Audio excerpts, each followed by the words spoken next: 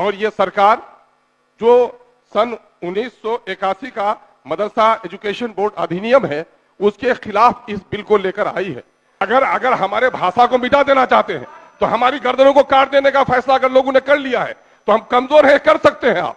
लेकिन अगर न्याय स्थापित है, लोकतंत्र जिंदा है और लोकतंत्र के आप संरक्षण है तो हमारी बातों को सुननी चाहिए। और नतीजा ये होता है कि जल्दबाजी में बनाए गए कानून में एक साल में 3 बार संशोधन आया है। यानी सरकारें जब अलटेंगी, जब पलटेंगी तो आप तमाम संस्थाओं को भी अलटते पलटते रहेंगे आपके मर्जी के मुताबिक। 3 साल के लिए, 5 साल के लिए क्या चेयरमैन हो गया, रहने दीजिए।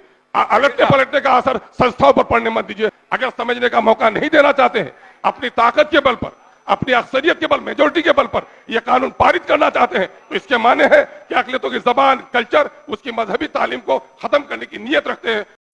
मैं प्रस्ताव करता हूं कि बिहार राज्य मदरसा शिक्षा बोर्ड संशोधन विधेयक 2024 स्वीकृत हो। बोलिए।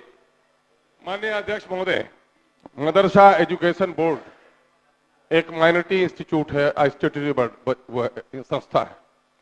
सर, इस सदन में हमारा और आपका आना और आपका संरक्षण देना सबसे बुनियादी काम है कि संस्था कानून बनाने के लिए, और कानून बनाने में जल्दबाजी नहीं करनी चाहिए, हमारा बुनियादी काम है।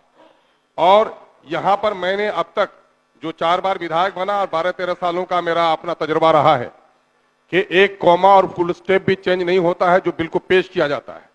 हाँ पक्ष और ना पक्ष, यही दोनों शब्द दोहराए जाते हैं और नतीजा ये होता है कि जल्दबाजी में बनाए गए कानून में एक साल में 3 बार संशोधन आया है। इसलिए मैं आपसे निवेदन करूंगा महोदय कि आप नई पार्टी को कायम कीजिए और इन मुद्दों पर खुलकर लोगों को बात करने का मौका दीजिए। मैं चूंकि माइनॉरिटी से आता हूं और मदरसा एजुकेशन बोर्ड माइनॉरिटी का इदारा है और संविधान की धारा 30(1) के तहत हमको अपने पसंद के इदारे कायम करने की इजाजत है। और ये सरकार जो सन 1981 का मदरसा एजुकेशन बोर्ड अधिनियम है उसके खिलाफ इस बिल को लेकर आई है। धारा 5 जो गठन की बात करता है, आप अगर इसको पुनर्गठित करना चाहते हैं तो आप उसमें तरमीम लेकर आए, लेकिन इसमें धारा 29 है। धारा 29 में आपने जो तब्दीली लाई है महोदय, ये बड़ा आपत्तिजनक है। आपत्तिजनक ये है कि आप बोर्ड को विघटित कर देते हैं। बोर्ड को विघटित करने का आपको हक नहीं होता और आप बोर्ड को विघटित करने के बाद आप उसमें अपना एडमिनिस्ट्रेटर बहाल करते हैं धारा 6 के मुताबिक। और वो एडमिनिस्ट्रेटर क्या काम करेगा? वो एडमिनिस्ट्रेटर हमारे इस इंस्टीट्यूट को भारत की नई एजुकेशन पॉलिसी से जोड़ने का काम करेगा।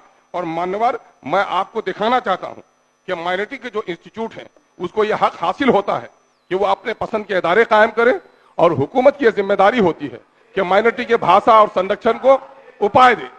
महोदय, संरक्षण महोदय, मैं कहता हूं हमारे बनाए गए कानून पर, अरे हमारे बनाए गए कानून पर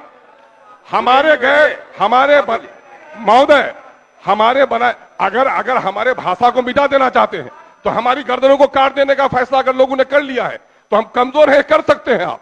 लेकिन अगर न्याय स्थापित है, लोकतंत्र जिंदा है और लोकतंत्र के आप संरक्षण है तो हमारी बातों को सुननी चाहिए।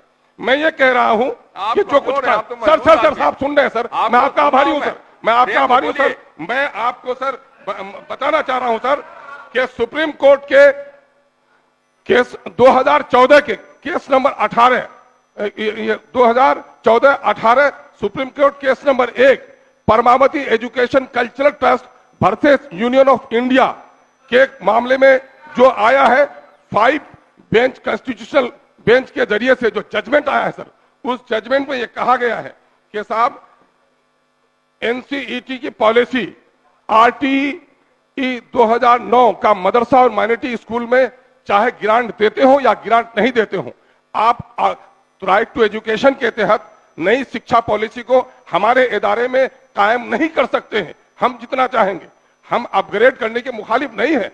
एजुकेशन सिस्टम को अपग्रेड कीजिए।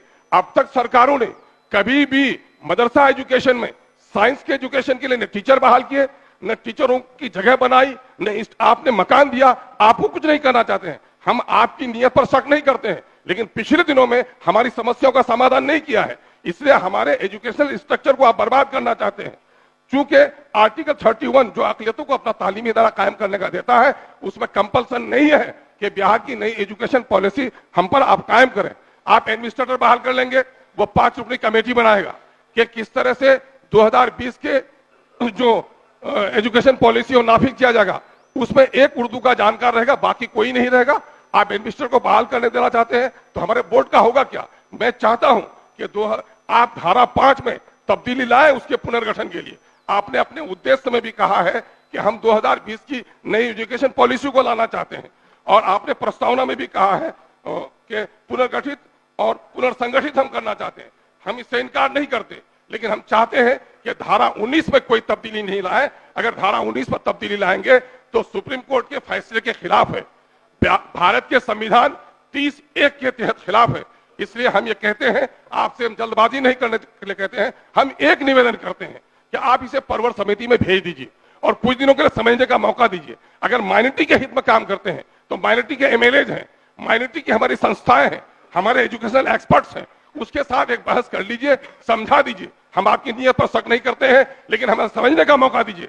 अगर समझने का मौका नहीं देना चाहते हैं, अपनी ताकत के बल पर, अपनी अक्सरियत के बल, मेजोरिटी के बल पर यह कानून पारित करना चाहते हैं, तो इसके माने है कि अकलियतों की जबान, कल्चर, उसकी मजहबी तालीम को खत्म करने की नीयत रखते हैं। और ऐसा मैं समझता हूं आप नहीं होने देंगे। ये चंद बातें आपने मेरी सुनी, बहुत बहुत शुक्रिया। और एक बात आखिर में कहूंगा कि इसमें एक सर आप क्या कर रहे हैं, जब चाहेंगे विघटित कर देंगे।